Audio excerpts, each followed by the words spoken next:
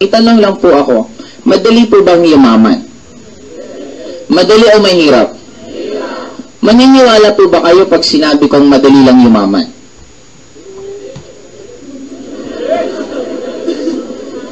Normally, we find it hard na paniwalaan na madaling maging mayaman kasi mas marami po tayong kaibigan, kakilala, kamag-anak na mahihirap kaysa sa mayaman. Kaya dumadating tayo sa point na mahirap talaga maging mayaman. Pero hindi po totoo yun.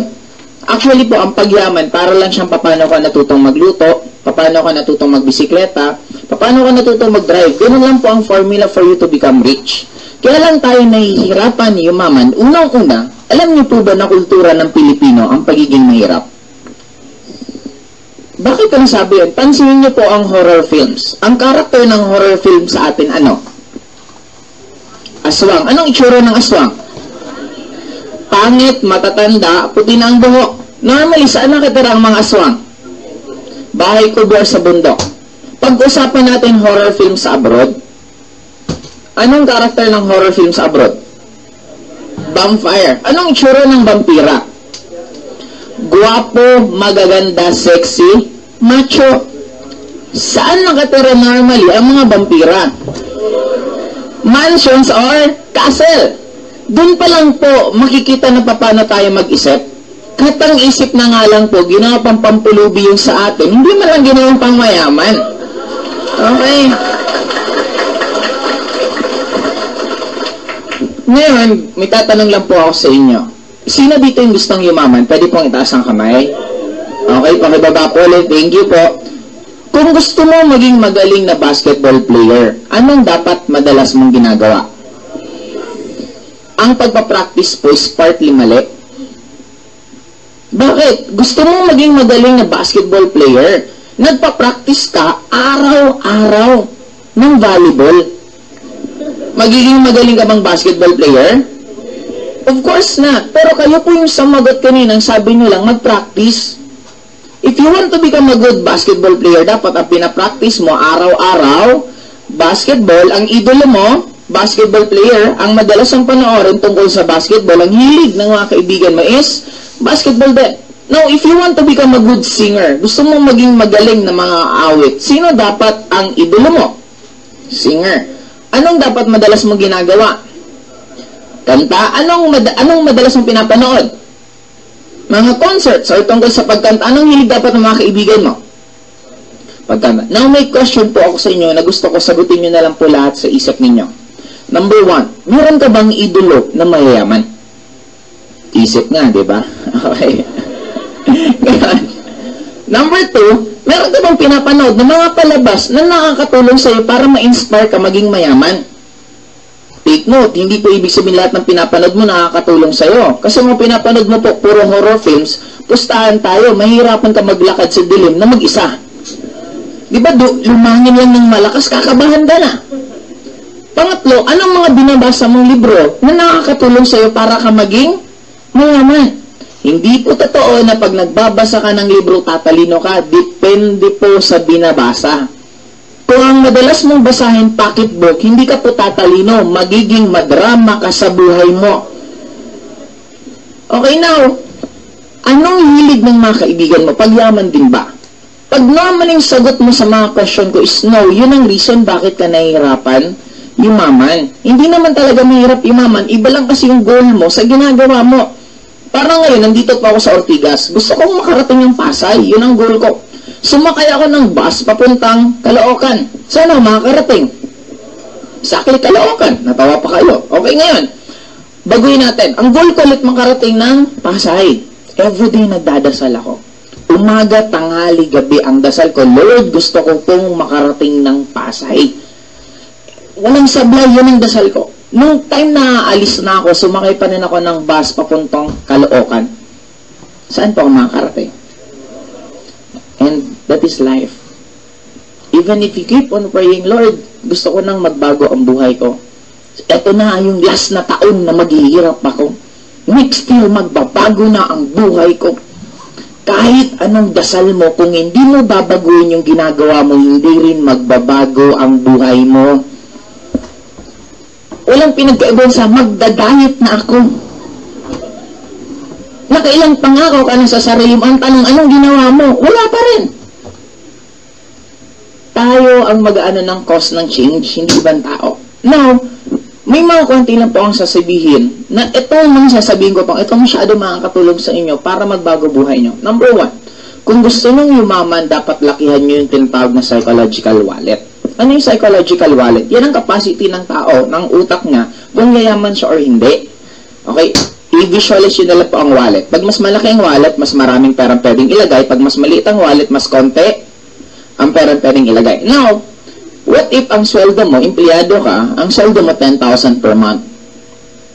Buwan-buwan yun ang sweldo mo.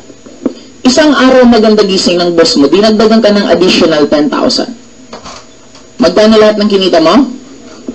Anong mararamdaman mo kung nasanay ka na ang kita mo 10,000 at biglang naging 20,000? Of course, you'll be happy. But take note, ang 10,000 per month, ang tawag dyan, normal income. Kung normal income ang 10,000, anong tawag sa 20,000? Exactly abnormal. At lahat tayo gusto natin maging normal, syempre. Okay? Now, pag first, ang sweldo mo 10,000, umabot ng 20,000, biglaan, binigyan ka ng boss mo, dinagdagan ng 10,000, wala kang ibang gagawin, bibili ka ng bagong damit, or bibili ka ng bagong phone, or ite-text mga kaibigan mo, friend, nasaan kayo, magpakita kayo sa akin, marami akong pera ngayon, manglilibre ako. In short, uubusin mo to para bumalik ka saan? Ginagawa po ba natin? Naalala niyo po ba nung nakaraang Pasko, pagkalapag sa'yo ng bonus mo, di ba parang nasisindan yung pet mo na dapat ubusin mo agad yon? Kasi nasanay ka na ito lang yung kinikita mo, nung nasobrang, dun ka hindi nagiging unstable. Kaya since gusto maging stable, uubusin mo muna para pagbalik mo dito, normal ka ulit. Now, kung gusto mong yumaman, ang unang-unang kailangan natin gawin, lakihan mo yung pangarap mo. Ang problema po kasi sa atin sometimes, kasi nagbigyan tayo ng advice na kung mangangarap ka, dapat mababa lang. Para kung di mo man makuha, hindi ka masyadong masasaktan. Kung ako tatanungin nyo, kung mangangarap ka rin naman, itodo mo na. Yun na nga ang libre sa panahon ngayon, titipirin mo pa sarili mo. Iba kung mangarap ka ng kotse, Lamborghini na, Ferrari na, Porsche na, di ba at least sumabli ka man, bagsak ka, Mazda, Civic, at least kotse pa rin. Kaysa pangarap mo, motor. Pag sumabli ka sa motor, munting bike ang babagsakan mo. Now guys, what if ang gusto mong kitain 100,000? Ang gusto mong kitain 100,000 per month. Sweldo mo 10,000, umabot ng 20,000, pero gusto mong kumita ng 100,000. Pag ito ba nangyari sa'yo, manglilibre ka ba? Bibili ka ba ng bagong damit? No, anong gagawin mo? Magsusumikap ka pa para yung kita mo umabot ng... In short, kung gusto mong yumaman, lakihan mo muna pangarap mo. Ang nag-a-abroad, bakit malaki ang kinikita nila sa abroad? Dahil ba sa dollar kinikita nila? No, kasi ang Pilipino po, nagbabago ang ugali pag nasa abroad. Pag kulang ang kita mo sa first job mo, pag nasa abroad ka, naghahanap ka ng second job. Pag kulang ang kita mo sa second job mo, naghahanap ka ng third job. Sa Philippines, pag kulang ang kita mo sa first job mo, nagrarally sa EDSA. Pag nasa abroad, maraming pera itatago. Pag nasa Pilipinas, maraming pera, titigil mundo niyan, titigil magtrabaho, uubusin niyan muna. Pag naubos yung pera niyan, saka yan babalik sa trabaho. In short, kung gagawin mo palang ginagawa ng nag-a-abroad, for sure, kikita ka rin dito. If you're working right now, at sakto-sakto lang yung kita mo sa gastos mo, kung gagawin mo part-time ang AIM Global, yung kinikita mo dito, this will be your savings. O di ibig sabihin, mayroon ng sobrang perang darating sa'yo. Ito ko na natin gawin, lakihan nyo yung psychological wallet nyo. Huwag po kayo makontento sa minimum wage per month, huwag po kayo makontento sa 20,000, 30,000, 40,000 per month. Okay? Number 2, napakarami po nating paniniwala sa buhay natin na yun po yung nagkukos bakit tayo nahihirapan yumaman. When I was in high school po, I'm already earning 8,000 per month. Tatanungin, paano ako kumikita ng 8,000 per month? High school student ka. I'm from Bicol po. Ang business po namin sa Bicol, mga jeep na nagpapasada. In short, meron isang driver na lumapit sa akin. Sabi niya, Joseph, pautangin mo nga ako ng 500 pesos. Siyempre, tinanggihan ko yung driver namin. Kaya alam, meron siyang sinabing magic word. So na Joseph, pag binautang mo ako ng 500, after 1 month, ang ibabalik ko 600. Magkano lahat ang tubo ko? 100. Guys, hindi po ako hypocrite ng tao. Pag bentahin mo ako ng bra at panty ko, yan ang ikakayaman ko, yan ang gagawin ko. Kasi para po sa akin, mas importante po ang laman ng bulsa ko kaysa sa ganda ng tawag sa akin. Marami pong tinatawag na manager. Wala naman money, puro langer. Di ba ang iba puro lang dating wala naman? Totoo, sabi ko, yung 500 ko, pag nilagay ko sa bangko, good news after 1 month, 500 pa rin po yan. Pag nilagay ka sa bangko after 5 years, 500 pa rin po yan halos. So, sabi ko, di magandang negosyo to, binigay ko lang sa driver namin. True enough, after 1 month, kumita pa ako ng 100 pesos. Sabi ko, maganda tong negosyo. At dun ko nalaman, pag nagpapautang ka, nagiging sikat ka. Lahat po ng driver namin nangungutang na sa akin. Office mates ng ate ko nangungutang na rin po sa akin. Yung ate ko nakautang sa akin once lang. Bakit once? Ang hirap singilin ng ate. Hindi ko masingil-singil si ate. Okay. Sumunod pati sa office namin nangungutang na rin sa amin. In short, sa peak ng career ko, okay, I'm already earning 8,000 per month. Biglang meron isang matanda na lumapit sa akin. Sabi niya, Iho, tigilan mo na ginagawa mo. Kinabahan po ako bigla. Kasi ang turo po sa akin, makinig, sumunod sa matatanda. Wala pang sinabing kumontra. Ang sabi, makinig, sumunod sa matatanda. Matanda po yung nag-a-advise sa akin. Kinabahan po ako bigla. Naglakas loob na lang tanong ko, tita, huwag lang po kayo ma-offend. Bakit ko po kailangan itigil yung ginagawa ko? Sabi niya, napakabata mo pa talaga, Iho. Wala ka pang kamuwang-muwang sa mundo. Sabi ko, bakit ko nga po ba ititigil to? Hindi mo ba alam kung anong tawag sa ginagawa mo? Sabi ko, ano po yun? Sabi niya, 5-6. Sabi ko, ano naman po ang masama sa 5-6? Since ang tubo mo, 20% per month, lahat ng nagpapa 5-6, nandito ka pa sa mundo, yung kaluluwa mo, sinusunog na sa impyerno. Imagine mo, sabihan ka ng ganyan, kung makita niyo pa yung mukha niya, parang ang galing talaga dun, impyerno, gumaganon-ganon pa siya. Don't get me wrong, but I really don't believe sa kasabihan na makinig sumunod sa matatanda all the times. So ano po natin ibibase ang talino sa edad? Kasi marami pong tumatanda na wala naman pinagkatandaan. Tama, ako I do believe, listen to all advice, but be very careful kung anong advice ang susundin mo. Kasi isa lang sure ko, may alam ang bata na hindi alam ng matatanda at may alam ang matatanda na hindi alam ng bata. One example, sa medyo matatanda po dito, alam niyo po ba kung ano yung Dota? Kilala niyo po ba si Cardel? Alam niyo po ba yung First Blood? Diba? Pag na, ano ba yan? Kapit-bahay ba namin yan? Okay. Laro po yan. Ang point ka guys, sabi nga, ito na lang, another example. Kahit ikaw pa ang summa cum laude ng University of the Philippines, ikaw yung pinakamatalinong estudyante, isa lang sure ko, pag nasira ang inodoro nyo, sa tubero ka pa rin pupunta. In short, huwag sana maging mataas ang tingin natin sarili natin dahil magaling lang tayo sa academics kasi tandaan mo lagi, meron alam ang iba na hindi mo rin alam. Dito ka, that's the short, naghanap ako ng comparison kasi ayaw ko mawala yung 8,000 ko buwan-buwan. Buti sana kung pag naniwala ko sa kanya, siya yung magbibigay sa akin ng 8,000 buwan-buwan. Hindi. Maraming tao sa labas, titigilan ka sa pangarap mo, pero hindi ka naman nila tutulungan. Okay, ngayon, naghanap ako ng comparison, meron po akong na-meet na kaibigan ko. Ang business niya po, nagluluto po siya ng pansit. Ang kapital niya po, 100 pesos. So, 100 pesos pong yan. After na bibili siya ng 1 kilong pansit, konting kami, konting gulay, after nun, na ibebenta niya po ng 300. Magkano tubo niya? Doon po ako nagtanong sa sarili ko, kung yung kaluluwa ko sinusunog na sa impyerno, ano na lang kaya yung kaibigan ko? Masama ang 5-6 kasi ang tubo. Yung kaibigan ko, ang tubo po, 200% per day. Sabi ko, malamang yung kaluluwa niya, ninunuclear na sa impyerno. Guys, I'm sure lahat po tayo narinig natin yung kasabihan na ang isang nagpa-5-6 masama. But the question is, kung aalamin mo kung saan talaga ito nag-originate, itong kasabihan na to, pag tinanong mang matatanda, anong sasagot sa'yo? Ah, sabi kasi yan sa amin ng matatanda.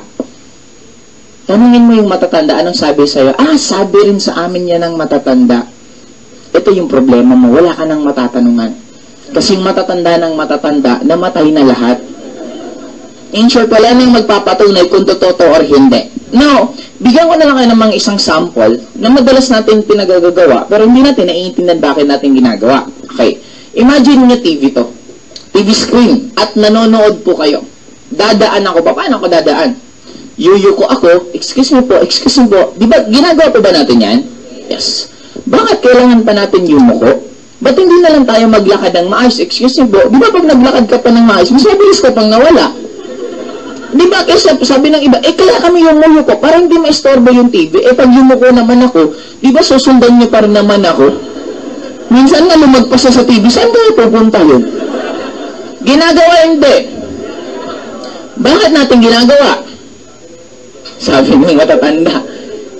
Ibig sabihin, nakasanayan kasi natin nang hindi natin namamalayan na namulat na lang tayo ng ginagawa. The same with this. Wala tong maayos na explanation bakit naging masama to. Kung isa sa map mo nga, yung iba mas grabe pa nga yung tubo.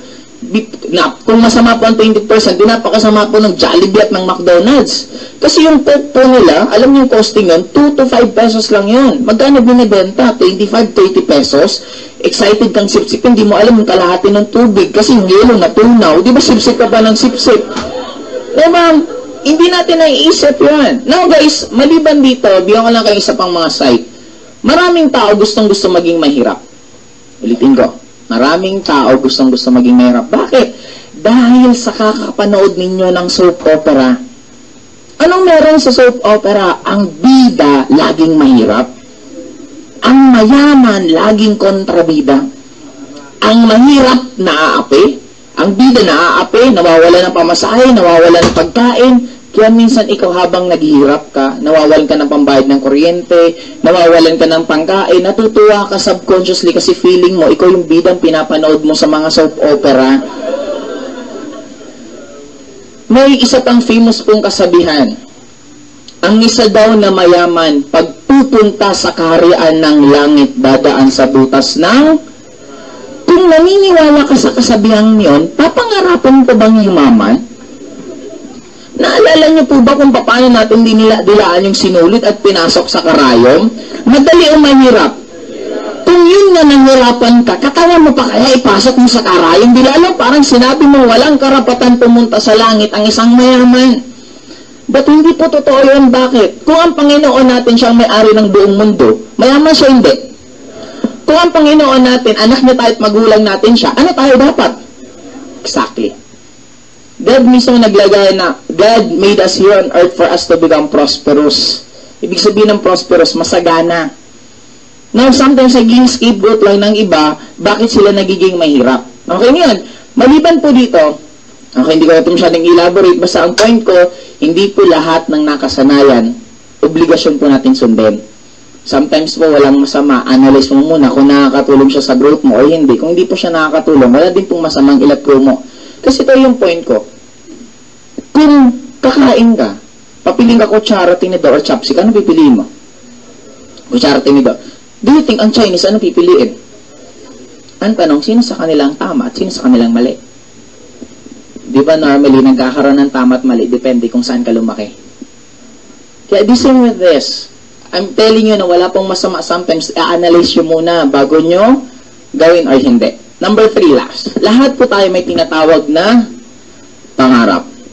And for us to get our dreams, we only have 2 choice. Meron tayong dalawang pagpipilian para makuha mo pangarap mo. Pwede ka maging empleyado, pwede ka maging negosyante. Now, tatanungin ko po kayo. Sino ang pumapasok araw-araw? Empleyado, negosyante? Sino napapagalitan? Empleyado, negosyante? Sino may bandy clock? Empleyado, negosyante? Sino may magagandang sasakyan? Empleyado, negosyante? Sino may magandang bahay? Empleyado, negosyante?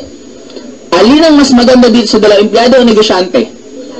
Okay, sino po dito yung first time na umattend na college student? Pwede pong makita yung kamay. Sige po, sino may college student ba dito? Kayo po, sir. College, hindi na po. College student.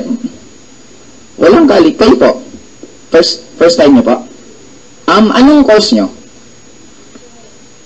HRS? Ano yun? Hotel Restaurant Services. Ngayon, anong pangalan niyo, ma'am? Oh, ano? Ikaw mo naman kausap, ano? Journalyn. Okay nga, journal na lang. Okay. Huwag ka lang pupunta sa Cebu at huwag mong dodoblehin. Okay, hindi maganda yan. Ngayon,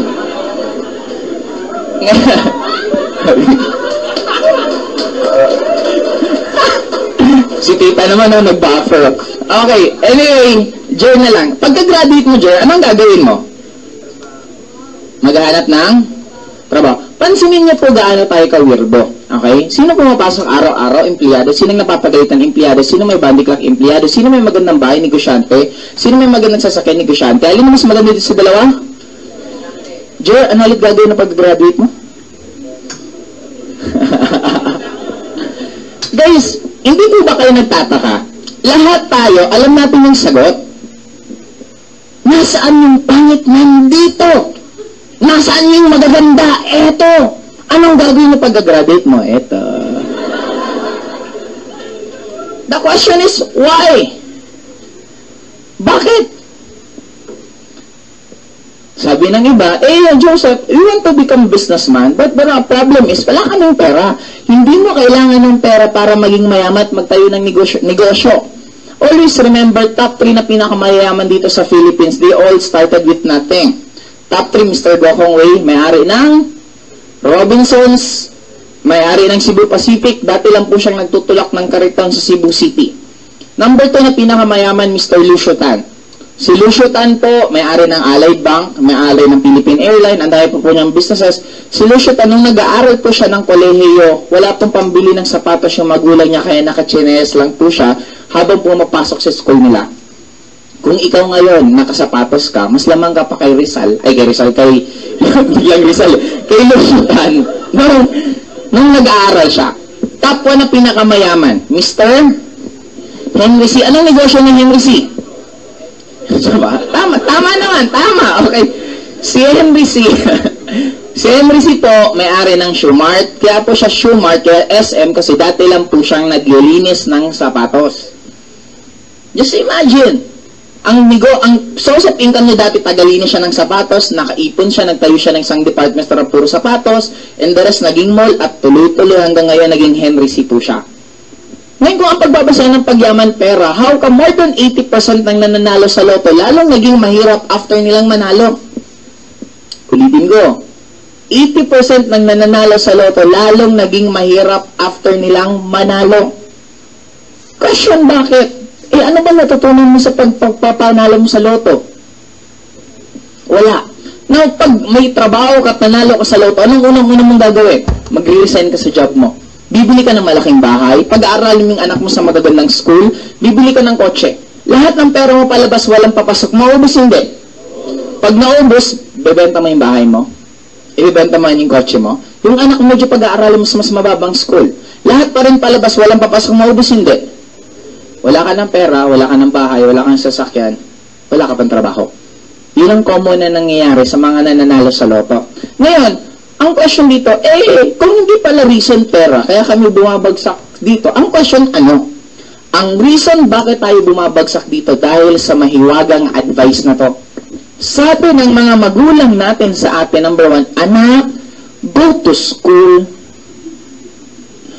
Anak, study hard. Number 3, anak, find a job. Itatagalog ko po para ramdam natin lahat. Sabi ng magulang natin sa atin, anak, pumasok ka ng school. Mag-aral ka ng mabuti. Kasi pag nakapag-aral ka ng mabuti, makakakuha ka ng matataas na grado at makakahanap ka ng magandang trabaho at matutupad mo mga pangarap mo. Hallelujah. Sa mga estudyanteng nandito, tanong, ito po ba ang advice ng magulang niyo sa inyo? Yes. Sa mga magulang pong nandito, ito rin po ba ang advice ng magulang niyo sa inyo?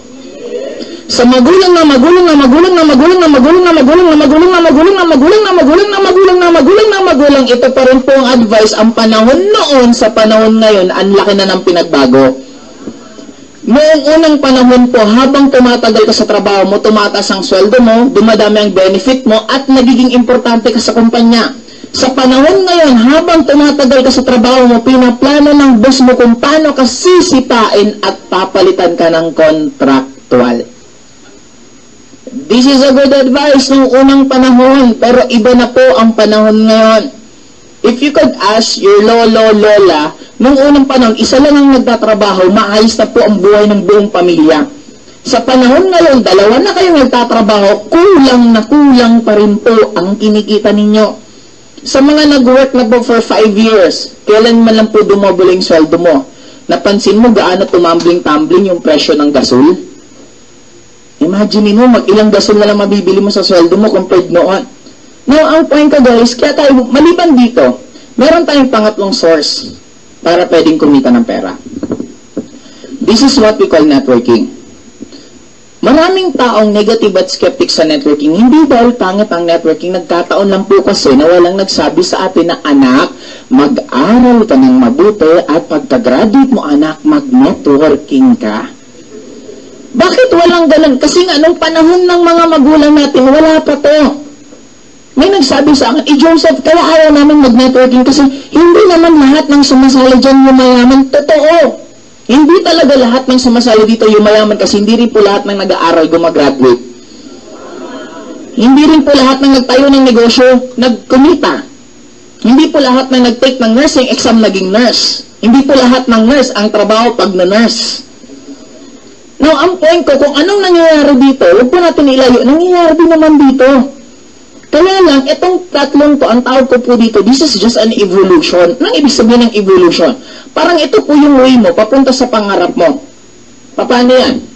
Ang employment sa akin, para kang naglalakad, papunta sa pangarap mo. Ang business sa akin, para kang nagdadrive, papunta sa pangarap mo. Ang networking for me, lumilipad ka, papunta sa pangarap mo. And ako, practical lang po ako. Bakit ako maglalakad kung pwedeng mag-drive? Bakit ako magdadrive kung pwede kang lumipad? Bakit papatagalin ng sarili mo yumaman at susundin mo kasabihan na life begins at 40 kung pwede ka naman yumaman na bata pa? Ba't kailangan mo ang tingong kailan ka na 40? Diba? Parang sa mga dalaga po nandito, may dating pa ba sa inyo mag-drive ng isang sports car ang 40 or 50 years old? Di ba parang wala na kasi pag magdadrive siya, baka yung windshield niya may grado pa, di ba para makita niya lang yung kalsada. Ayun na. Sa mga dalagang nandito, kailan gusto mong pumunta ng Boracay at mag-two-piece? Kung kailan 40 ka na. Di parang nahabulin ka na ng plancha, oy, gusot-gusot ka na. Hindi na makikita yung two-piece, yung mga cellulites mo, yung stretch mark mo, hindi na makikita. Now, ang point ko guys, itong tatlong papansinin mo, lagi naman tayo nagbabago. Nung unang panahon, para makapanood ka ng pelikula, anong gamit? Betamax. After ng Betamax, VHS, after ng VHS, VCD, DVD. Pansinin mo, nagbabago, pero pareho lang naman panonood ng pelikula. Kaya lang mas gumagaan at mas dumadali. Pag makikinig ka ng music before, anong gamit mo? Plaka. Isang bilog na ganito palaki, isang kanta ang laman. Na-imagine nyo paano mag-soundtrack yung mga lolo't lola natin. Yan, ang dami dalang plaka. Okay. Ngayon, nag-improve yun. Lumiit, naging cassette tape. Ang problema sa cassette tape, para maulit mo yung kantang gusto mo, tutusukin mo ng ballpen, ikot-ikot mo ng ganun yung ballpen. Kaya para maulit mo. After ng cassette tape, sumunod, CD, sumunod, MP3. Pansinin mo, nagbabago-bago lang, pero pareho, kaya lang, mas nagiging madali. Kung tatanungin niyo ako, kung papipiliin ko, kung ako pala tatanungin sa inyo, kung papipiliin kayo, kung aakit kayo ng building, elevator o stairs? Kung maghulukay ka, pala o backhoe? Yun ang reason bakit tayo nahihirapan yumaman. Pinapili ka na pala o backhoe. Gusto ko kutsara, kutsara.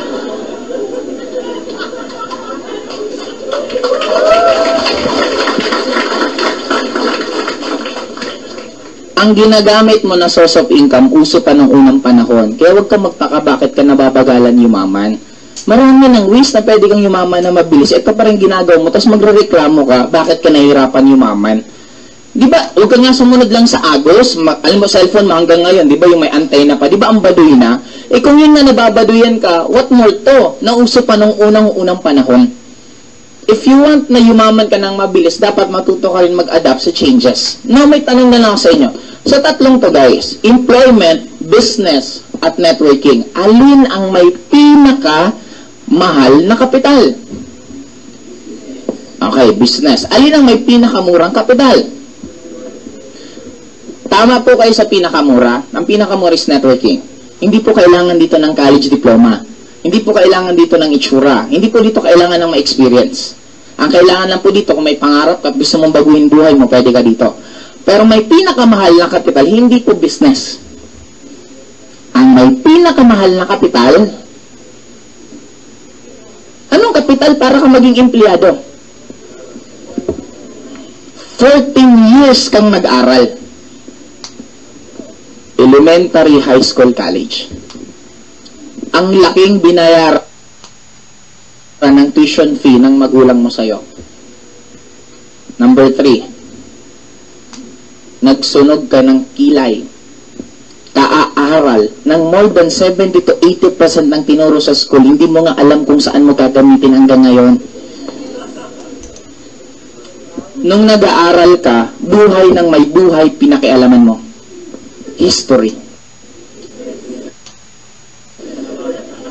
Kailan pinanganak si Andres Bonifacio, kailan namatay si Andres Bonifacio, hindi mo kaano-ano yung tao,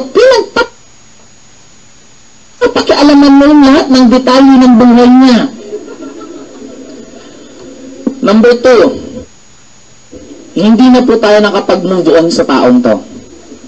Naging subject na po ng elementary, hindi pa napigilan, sa high school pa, hindi pa rin tayo hiniwalayan, tinuro pa rin sa kolehiyo. Sino tong taong to? Dr. Jose Rizal.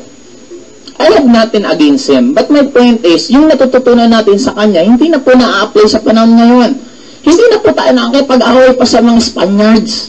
Anong topic sa kanya? No limitangere, el filibusterismo, Basilio, Crispin. Di ba sino yung nakapulot ni tsinelas ni Rizal na tinapon niya sa ilog, di ba? Ang point ko doon, ang tagal na noon. Parang ganito yan eh. Kung meron kang current na karelasyon ngayon, at hindi mo nakakalimutan yung ex mo, hindi mo ma-appreciate yung current na karelasyon mo, paano yung mga kabataan ma-motivate yumaman kung ang topic lagi yung pag-aalsa? Eh kung pinalitan na lang sana yun, buhay ni Mark Zuckerberg, paano siya naging napakayaman at age of 27, naging youngest billionaire siya sa United States. Buhay ni Henry C., paano siya nagsumikap na in spite na mahirap ang Pilipinas, nagawa niyang yumaman. Kung yun sana ang mga topic, di ba mas mai-inspire ka nang baguhin mo buhay mo? Pansin mo yung mga tao na mahirap, ang laging topic pass. Nunda ka, ang buhay ko ganito, kaya hindi nakakapag-move on. Number 3, na dinugo lahat tayo kaaaral sa subject na algebra. Yung letra sa number, pinagpapa-plus. 1a plus 2b equals 3b. Di ba kailan mo malang pag ginamit, ano pabili ng candy to 1b, ito sukli mo 2c. Di ba? Hanggang ngayon, hindi pa natin nagagamit yan. Simula bata tayo, isa lang laging sinasabi sa atin, mag-aral ka lang ng mabuti, pag graduate ka, gaganda buhay mo. Lahat po tayo naniniwala sa kasabihan yun kasi sinabi yun ng magulang natin, sinabi yun ng mga guro natin, sinabi din ng kapitbahay natin, lahat yan ang sinabi, mag-aral ka lang ng mabuti, pag graduate ka, gaganda buhay mo. Nung graduation ceremony mo, ang sarap sa pakaramdam. Habang umaakit ka sa entablado, sabi mo, this is it. Yayaman na kami. Habang ginagano na yung tali sa ulo mo, ramdam mo na ngayon, ako na ang puputol ng sumpa ng kahirapan sa pamilya namin. Nung nag-apply ka na ng trabaho, may panibagong katotohanan na hindi sinabi sa atin. Logo sa logo ng school, nag-aaway. Ateneo, Lasal, UP, hindi pa tinitingnan yung resume mo, yung grades mo, tiklop ka na dahil sa logo pa lang ng kalaban mo. Sumunod, nag-a-apply ka, may nakita ka with experience. Paano ka magkakaroon ng experience kung hindi ka nila tatanggapin? Tama? Ito pinakamalala. Sabi sa atin, mag-aral ka lang, gaganda buhay mo. Kinarir mo yung pag-aaral. Elementary, high school, college, perfect mo lahat ng exam. Hindi ka nag-absent, hindi ka na late. Sobrang ikaw ang pinakamagaling na estudyante sa classroom ninyo. Nauramdam mo na pag nag-apply ka ng trabaho, automatic matatanggap ka kasi ang talino mo. Nung mag-a-apply ka na ng trabaho, may panibagong katotohanan na hindi tinuro sa'yo. May nakita ka, may nakalagay requirements with pleasing personality. Paano kung ang itsura mo hindi na uso? Lahat ng pinag-aralan mo tumiklop dahil lang sa itsura mo. At ito, totoo po, mas madali pong matanggap sa trabaho ang may itsura kaysa sa walang itsura. Di ba, tayo napaka-judgmental natin. Manood ka ng balita, may nakita ka. Inakusahan ng rape, pinakita yung picture. Nakita mo yung picture, pangit. Ano ba pasok sa isip mo? Guilty. Tama po ba? Naging pangit lang, guilty na agad eh. Ngayon, ang pag-uusapan natin, this will be just be very, very quick. Okay, ang pag-uusapan natin, it's all about networking. Kayo na po mag-judge kung gusto nyo or hindi. Sabi nga, total, at least andyan na rin naman kayo. Pakinggan nyo na, at least makikita nyo at maano nyo anong difference ng totoong networking. Okay, ngayon, lahat ng negosyo may kapital. Ang kapital sa amin para kayo maging member, you just need to buy the package na ang worth po ng package is